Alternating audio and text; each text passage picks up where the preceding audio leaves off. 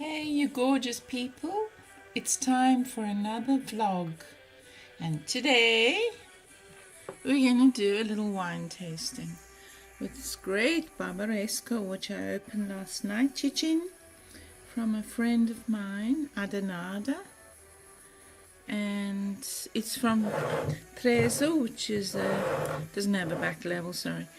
Treiso is a little part of the Langhe in Piemonte in Italy. So let me see if I can get this cork out and hold the camera. Let's just use the tea. That worked. So there we go.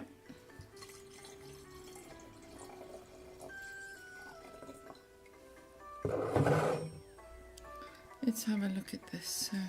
Barbaresco is made from the nebbiolo grape, just as Barolo is. It's a wine that's become particularly popular.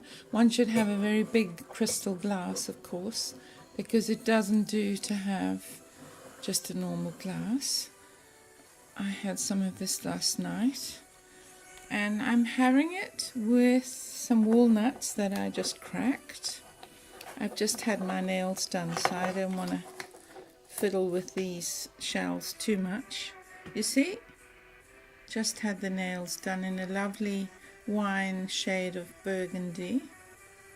So there we are. So we've got a bit there, look, these lovely walnuts. Yeah, so it's good to pair it with something, and hopefully my nails will still be in good shape when we finish this wine tasting.